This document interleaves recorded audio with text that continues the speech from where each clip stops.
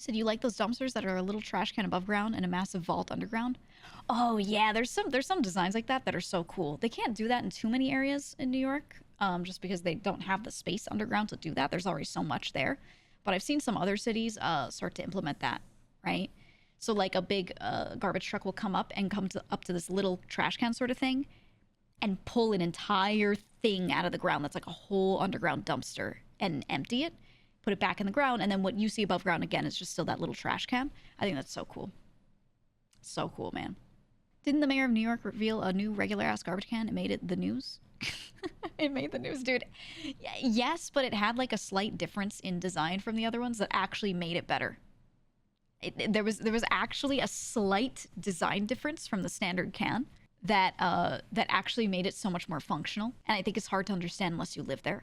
But so basically, old trash cans were just open bins, right? The top was just a wide open circle. And now a lot of them are a big circle, but there's a smaller circle in the middle. Okay, there's a smaller circle in the middle, and there's this round donut shape that kind of slopes in on the top, like a portion of a cap, right? And so if you throw something at the top, it'll hit that and bounce in a lot of the time, because a lot of people throw their trash at the can while they're walking past it. So instead of getting people throwing at a big basket and it hits the edge and bounces out, now, on average, when you throw your shit at the trash can, it hits that little edge and it's more likely to end up in. And then also, because it's partially capped, there's less like smell and stuff coming out of it too. It's also harder for like rats and raccoons and things to like get in there and to knock things over and whatever. So it just kind of like it's like a little design difference, but it actually helped. It's a little annoying because you can't get big things in there, but you shouldn't be throwing big shit in a public trash can. Like you should you should be throwing that in your own like home's trash or like a business trash or something like that, you know? Also prevents birds sitting on the lip and reaching it. Yeah, exactly. It's a lot for the animal stuff as well. Yeah. Yeah, cigarette butts fall in. Because that's the kind of stuff that people, they throw the butts like straight at the trash can from afar. And again, like you'd constantly have them throwing it and just missing entirely, which people still do, obviously. But they'd hit that rim and it would bounce like out or bounce backwards in a weird way and end up out. So that little like rim facing in makes it a little nicer. And then it's more so on the animal stuff, like birds are not hanging out on the edge and, you know, all that kind of stuff, which I personally didn't care about too much. But I hated the squirrels. The squirrels would always go in them and then get spooked and jump out and knock the trash cans over. Constantly. Because there are a lot of squirrels in the city. Rats as well. So now with the new lids, they don't really go in because they know it's going to be hard for them to get out. So, yeah. Let me see if I can find a picture. There are also some trash cans that are just slim. They're just slim and they have like a half recycling, half bin looking thing. The number of different trash can designs there are, too, is very high. So depending on where you are, you're going to see really different ones. So look at this one. Okay, it's really simple. It's a normal-ass trash can. But that edge being splayed out the way it is made it so that if you throw something at it and it hits, instead of bouncing out, it's way more likely to bounce in to the can. So there's that. And then you can see, like, there's a silver disc inside, and you see there's a little hole in the middle. That made it so that the animals are less likely to go in because they look at it and they know that they can't climb back out. Like, they don't see a way out, so they're less likely to actually go in there. So that's one type of design. And then there's also this one that kind of does some of the same stuff, but it's weird. So this one's actually rounded on the top. And this one, people don't throw their shit in because they know it's going to bounce out, right? They just look at it and they're like, I can't do that. So this forces people to actually walk up to the can and place their shit in there. And then it still has the effect on animals where they don't go in as much. So these kind of work too, but it's more of like a mental thing, right? Like people are more likely to actually walk up to the can and put their stuff in there, which personally I like. It alters people's behavior, and then they're more likely to go to any trash can and place stuff, like drop it from above instead of throwing that shit like Kobe. But yeah, I don't know. So like I'm kind of more of a fan of that approach. It's a little dystopian, but I'm like, yes, train the people. Train the humans, you know. I think that's actually better. Ooh, or these. My favorite is this one just has text all over it that says, don't litter, don't litter, don't litter. Like, all around the edge. All around the edge. Don't litter, don't litter, don't litter. It still doesn't work. People still litter. It's actually gotten better. It's gotten better. But I think the text stands out so much that people see it and they're like, ah, yes, a trash can. Whereas if you had this trash can, but it didn't have text all over it, I think people, like, just mentally, they're more likely to, like, not even walk up to it and think about it. I don't know what it's about, but something about people's mentalities. I don't know. They also have these cool, like, trash cans that they were trying to make into, like, Wi-Fi hotspots, I remember.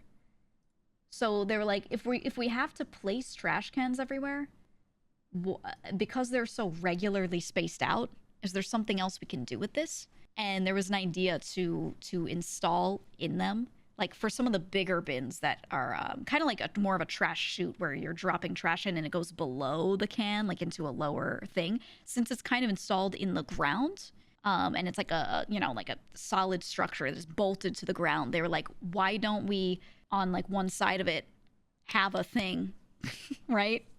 And just add Wi-Fi hotspots to it. Yeah, the trash net. Bro, why? No, it actually makes a lot of sense. Because where else do you put it? Where do you put it? What structure exists where you would place a device in regular, even spacing all across the city for Wi-Fi to be, had? Lampposts? No. Nope. Streetlights? No. They are already covered in wires and things, and the way they are physically made, it's too weird to be able to install that on there. It doesn't actually work well. You need to put on a new structure that's not already used for a billion things, because there's a lot of other shit that goes on light poles too. It's not just that. So like all the traffic light stuff, all of those apparatuses and things.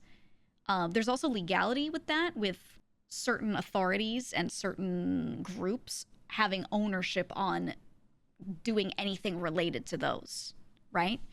So they have to install them on something that they have full ownership over, and there are no other groups that lay claim to being able to service what's in there. That's one of the issues too, right? Fire hydrants, installing an electrical device in a fire hydrant that is meant to explode and spray water everywhere is probably not the best idea. It's probably not it. for a multitude of reasons. Also, they're all like just solid metal. It's like normal piping. You'd have to install this thing on the outside of it, and you don't want to drill into those. No way. No way. So the best thing that they could think of is they're like, well, if we replace our trash cans often, right? And this is just a thing that's around on the ground. It'd be really easy for us to do it in the trash cans, right? Because that's just owned by the city, and there's just one department that touches those, just one department. So it was like, it was an idea. Now, they haven't actually done this in too many areas. They've done it with some, and they've mostly done it with the ones that were like someone earlier was saying, I think it was Blazing was saying, it's those style of trash cans where they're bolted down to a device in the ground, right? A big like cube, basically, that's a dumpster underground. So it's not like a little trash can you pick up, right? It's fixed there. So those sorts of things, they were like, maybe we could put them on here. And I thought that was actually a really nice idea. Because I would like Wi-Fi, public Wi-Fi available to everyone. Obviously, there are dangers with always hopping on public Wi-Fi, but people should know that. But I thought that would be good because, I don't know about you, but I've spent a lot of time in Korea, and they've got like 5G blanketing the country, okay? You can go almost anywhere and have super fast internet. And I hate that no one else has that. I hate that because their connectivity infrastructure is insanely good. So I keep hoping that US cities will consider that because it's goated, man. It actually solves a lot of issues day to day. I don't know. You were saying mailbox or like newspaper things? Yeah, I think that was one consideration, but there's some mailboxes that are like those standalone blue ones that are just, they look like trash cans almost, right? They're just sitting outside. But a lot of public mailboxes are also in certain post office buildings, or it's like a little chute in the side of a building. And so because it's so inconsistent in design, it's hard to, make that work. Just realize you have no clue where your local public Wi-Fi comes from. Yeah. I don't know. I feel like there are a lot of other solutions that they could have too. They could even build an entire new structure. They just could. They're these things. It's just like a little terminal. It's like a tall screen that they have in the city. That is just an information kiosk almost.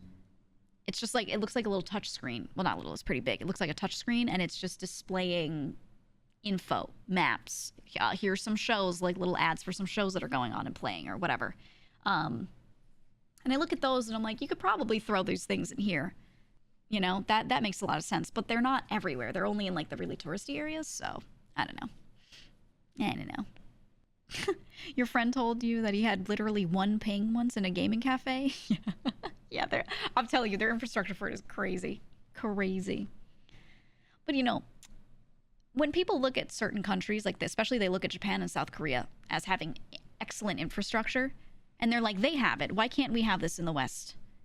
One of the things you have to recognize is that both of those countries, at some point in closer to modern times, were basically razed to the ground.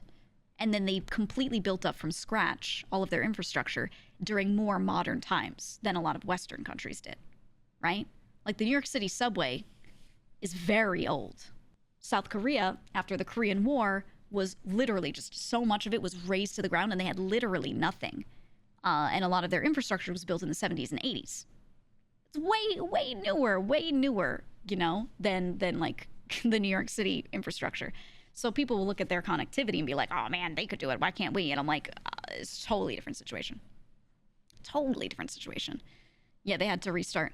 It's like the silver lining of it. Obviously, it was terrible and they had to restart and that fucking sucked. But also, they got to restart closer to modern times. So they were able to make something really great about that. You know, like in the end, they were able to make something wonderful. So there's that, you know, silver lining to it as well.